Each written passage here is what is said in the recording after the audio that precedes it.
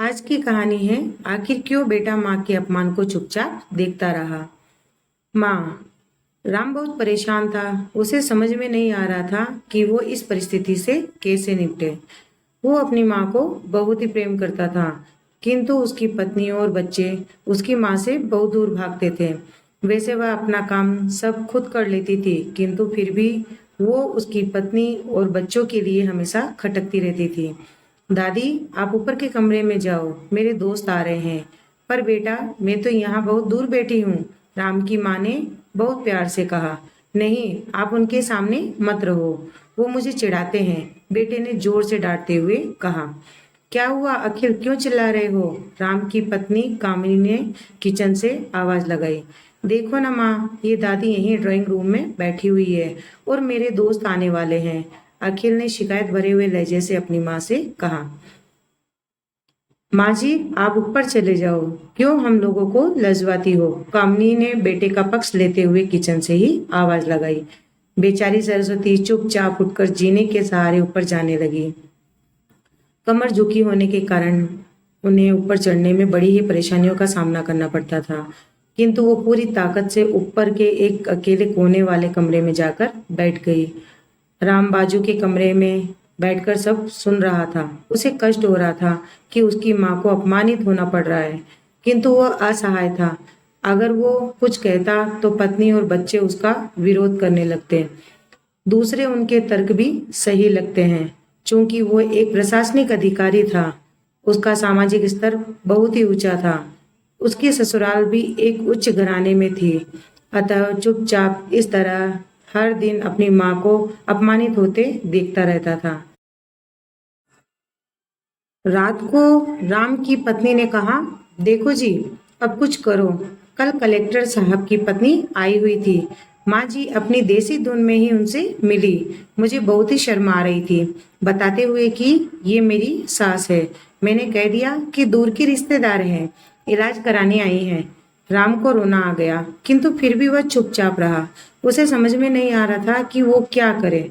अपने बेटे की मन स्थिति को सरस्वती अच्छी तरह से जानती थी और बेटे को कोई कष्ट न हो इसलिए वो हर बात को चुपचाप सह लेती थी। राम बहुत उदास रहने लगा। एक तरफ परिवार और दूसरी तरफ सामाजिक स्तर पर जीने की प्रतिबद्धता थी, तो दूसरी ओर माँ। आखिर माँ से अपने बेटे की यह हालत नहीं देखी गई। एक दिन उसने अपने बेटे से कहा कि राम, बहुत दिन हो गए हैं, मैं अपने गांव जाना चाहती हूँ, मुझे वहां पहुंचा दो। मेरा यहाँ मन नहीं लग रहा है। किंतु माँ, वहां तो कोई नहीं है, तुम्हारी देखभाल कौन करेगा? राम ने आश्चर्य से पूछा। अरे, सब गांव वाले तो हैं, और वो तुम्हारे मामा जी तो उसी गांव में रहते हैं, और फिर हम सारी व्यवस्थाएं कराएंगे ना। कामनी को तो जैसे मन की मुराद मिल गई हो। हाँ बेटा, बहुत सही कह रही है, सरस्वती ने लंबी सांस लेते हुए कहा। राम जानता था कि गांव में माँ की देखभाल करने वाला कोई भी नहीं है, लेकिन अपनी पत्नी की जिद के कारण वह अपनी माँ को गांव छोड़ने पर विवश हो गया। माँ को गांव छोड़कर आते वक्त उसे रोना आ रहा था तथा अपनी बेबसी पर गुस्सा भी आ रहा था, किंतु परिवार, पत्नी और समाज ने उसके इन मनोभावों को दबा दिया और वो सुकून सा महसूस करने लगा। कुछ दिनों के बाद में उसके चाचा जी, जो अमेरिका में रहते थे, आने वाले थे।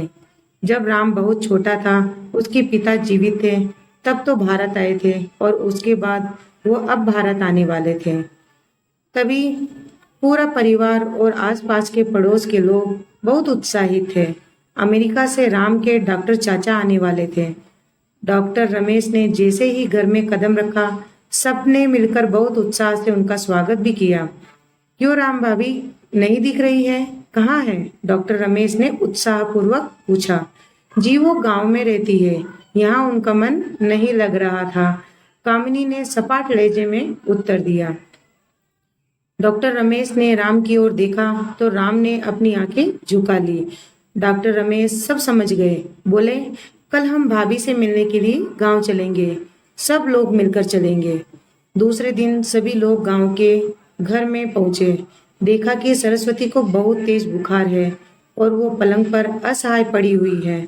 डॉक्टर रमेश दौड़कर सरस्वती के पास में गए, उनके पैर छूकर रोने लगे। सरस्वती की ये हालत उनकी कल्पना से परे थे।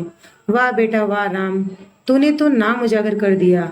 अपनी माँ की ये हालत देखकर तुझे तो शर्म नहीं आ रही है? डॉक्टर रमेश ने राम को लगभग डांटते हुए कहा।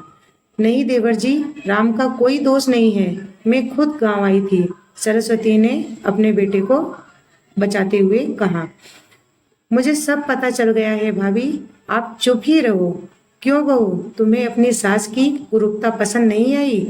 समाज में तुम्हें नीचा देखना पड़ता है ना? डॉक्टर रमेश ने कामिनी की ओर व्यंग से देखते हुए कहा।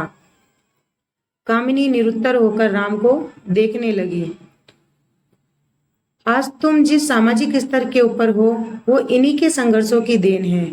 और बेटा राम, तुम्हें शायद मालूम नहीं होगा कि बचपन में जब तुम 1 साल के थे तब छत से नीचे गिरने के कारण तुम्हारी रीढ़ की हड्डी में टूट गई थी। तब तुम्हारी इस कुरूप माँ ने ही तुम्हें संभाला था। और आज कामिनी बेटा, इतने सालों तक संघर्ष करके बेटे को प्रशासनिक अधिकारी बनाने वाली इस संघर्षशील औरत की तुम लोगों ने यह दशा कर दी। तुम्हें ईश्वर कभी माफ नहीं करेगा। डॉक्टर रमेश की आंखों से अश्रु जलधारा बह रही थी। और कुछ ही समय बाद, अब भाभी आप मेरे साथ अमेरिका जाएंगी, यहाँ इन स्वार्थी लोगों के बीच में नहीं रहेंगे। डॉक्टर रमेश ने अपनी भाभी से कहा। राम को तो काटो तो खून नहीं था। डॉक्टर रमेश जो उसके चाचा थे, उन्होंने जो राज बताया उसके बाद तो राम को यही लग रहा था कि उसने ज्यादा पापी इस संसार के अंदर और कोई नहीं है। वह दौड़ता गया और माँ सरस्वती के कदमों से लिपट गया। माँ, मेरा अपराध अक्षम्य है, मैं जानबूझकर चुप्पी साधे रहा, आपका अपमान करवाता रहा। अब सिर्फ आप ही उस घर में मेरे साथ रहेंगी और कोई नहीं। राम ने आग्नेय दृष्टि से अपनी पत्नी और बच्चों को देखा।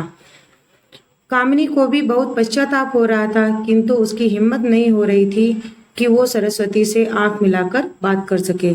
सरस्वती ने कामिनी की मन स्थिति को समझकर उसको पुचकारते हुए अपने पास बुलाया और विमल को डांटते हुए कहा, खबरदार, जो मेरी बहू को मुझसे अलग करने की कोशिश की तो तुम्हें ही मैं घर से बाहर निकाल दूंगी।